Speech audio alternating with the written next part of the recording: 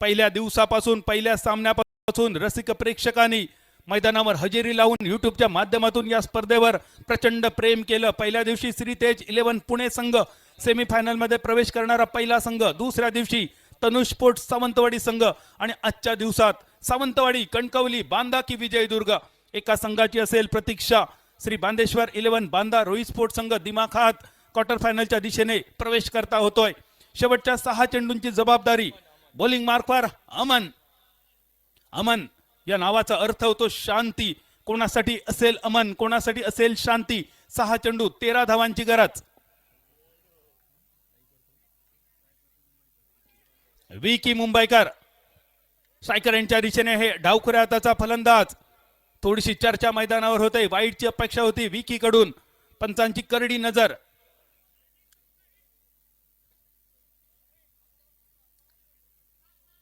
सध्या तरी पंचांचा निर्णय येतोय फेअर डिलिव्हरीचा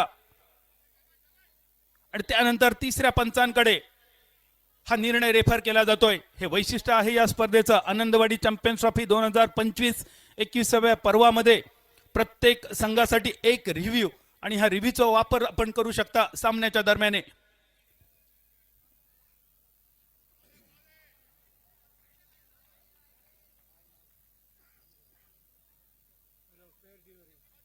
इट्स फेअर डिलिव्हरी। तिसऱ्या पंचांचा इशारा येतोय। 1 ऑक्टोबर 2022 नंतर क्रिकेटमध्ये बदललेले नियम।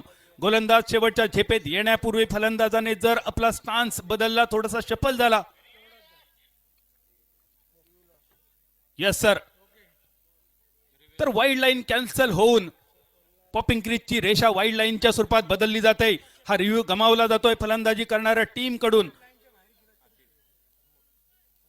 आणि हा रिव्ह्यू लॉस होतोय।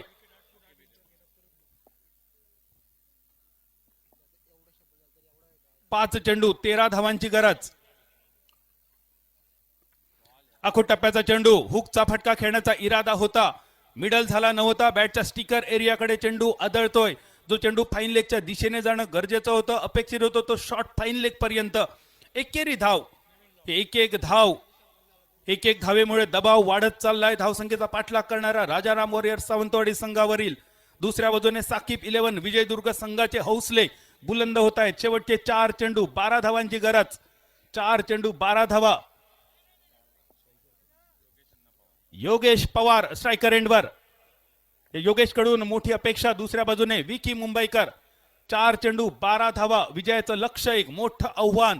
76 धावांचा पाठलाग। दोन्ही संघांसाठी हा महत्वाचा सामना।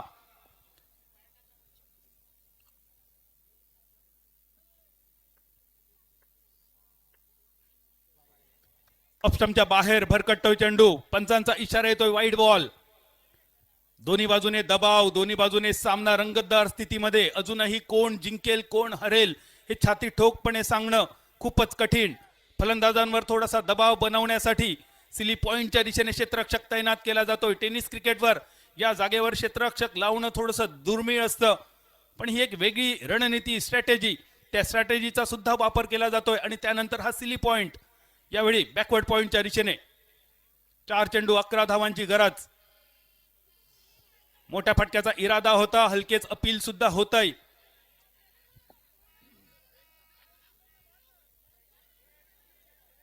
एक धाव पूर्ण। मैदानावर एक नाट्य रंगतय। स्ट्राइक आपल्याकडे ठेवण्याचा प्रयत्न होता, मात्र क्षेत्ररक्षक अतिशय चतुरपणे चेंडू आपल्या हातात ठेवतोय। दोन्ही बाजूने संधी ठेवतोय थ्रो करण्याची आणि त्यामुळे स्ट्राइक रोटेट करण्याचा इरादा मात्र फसतोय। एकेरी धाव। चेंडूवरची ही सुंदर मजा पाहूया। गोलंदाज थोडासा तोल गमावला होता। शॉर्ट मिड विकेटच्या दिशेने चेंडूचा प्रवास। यष्टीरक्षक चेंडू अडवतोय। शेवटपर्यंत थ्रो न करता चेंडू आपल्या हातात ठेवला। एकेरी धावेनिशी धावसंख्या 66। विजयाचं लक्ष्य 3 चेंडू 10 धावा। 3 चेंडू 10 धावा, एखाद दुसरा मोठा फटका, एखाद दुसरी विकेट। दोन्ही बाजूने खूप गरजेचे सामना जिंकण्यासाठी। साकीब 11 विजयदुर्ग, राजाराम वॉरियर्स सावंतवाडी। शेवटचे 3 चेंडू 10 धावांची गरज।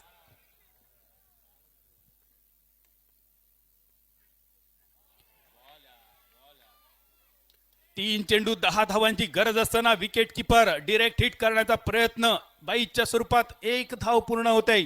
शेवटचे 2 चेंडू 9 धावांची गरज।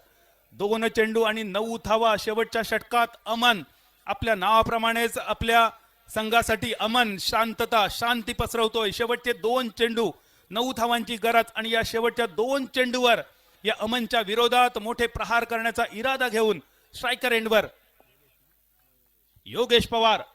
आतापर्यंत 2 उत्तुंग गगनचुंबी क्रिकॉन षटकार, 1 नेत्रदीपक क्रिकॉन चौकार. शेवटचे 2 चेंडू, 9 धावांची अजूनही गरज. योगेश विरुद्ध अमन. फटका तर मोठा स्क्वेअर लेगच्या दिशेने. क्षेत्ररक्षक चेंडूच्या खाली दिसतोय, पण क्षेत्ररक्षक या चेंडूकडे फक्त पाहत बसेल. चेंडूचा प्रवास सीमा रेषा पार, डायरेक्ट चंद्रार. क्रिकॉन षटकार. सामना शेवटच्या चेंडूवर येतोय. 1 चेंडू, 3 धावांची गरज. थोडासा आखूड टप्प्याचा चेंडू हुक केला जातोय. योगेश पवार मैदानावर कमाल करतोय. दोन्ही बाजूने समान संधी असणारा हा नेत्रदीपक रोमहर्षक सामना. साकीब 11 विजयदुर्ग, राजाराम वॉरियर सावंतवाडी. सामना आवडला असेल तर एकदा जोरदार टाळ्या वाजूया दोन्ही संघांसाठी, दोन्ही संघातील सर्व खेळाडूंसाठी आणि दोन्ही संघाच्या संघ मालकांसाठी. अल्ताफ भाई, समीर भाई आणि दुसऱ्या बाजूने विकास गावडे, तुम्हा दोघांनाही सामन्यासाठी मनपूर्वक शुभेच्छा. शेवटचा लाख मोलाचा चेंडू, 3 धावांची गरज. 1 चेंडू, 3 धावा. एक मोठं लक्ष ठेवलं होतं साकीब 11 विजयदुर्ग संघाने. प्रथम फलंदाजी करत 5 षटकात 75 धावांचा डोंगर.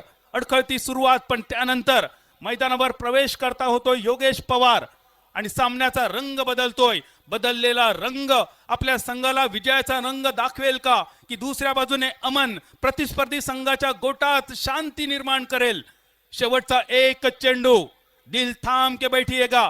लाख मोलाचा 1 चेंडू, 3 धावांची गरज. बॉलिंग मार्कवर साकीब 11 विजयदुर्ग संघाचा अमन. स्ट्रायकर यांच्या दिशेने राजाराम वॉरियर सावंतवाडी संघाचा योगेश पवार. आतापर्यंत 3 षटकार, 1 चौकार आणि 1 दुहेरी धावेचा फटका योगेशच्या बॅटमधून.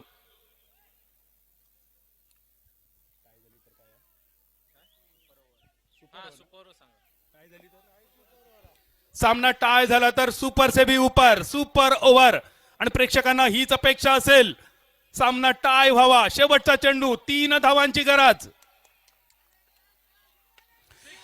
योगेश अण्णा पवार षटकार मारून सामना समाप्त करतोय. 76 धावांचा पाठलाग. शेवटच्या चेंडूवर 3 धावांची गरज असताना योगेश अण्णा पवार, जणू काय हा अण्णा येडा अण्णा, मैदानावर कमाल, धमाल आणि बेमिसाल षटकार मारून विजयाची चव राजाराम वॉरियर सावंतवाडी संघाला चाखायला मिळते. अभिनंदन राजाराम वॉरियर सावंतवाडी, अभिनंदन विकास गावडे. एक सुंदर दर्जेदार सामना दाखवल्याबद्दल दोन्ही संघ राजाराम वॉरियर सावंतवाडी आणि साकीब 11 विजयदुर्ग या दोन्ही संघांसाठी पुन्हा एकदा करूया जोरदार टाळ्यांचा गजर. आणि याच टाळ्यांच्या गजरात जाऊया पुढच्या सामन्यासाठी. ऐकूया आवाज चंदू शेट्टे सर.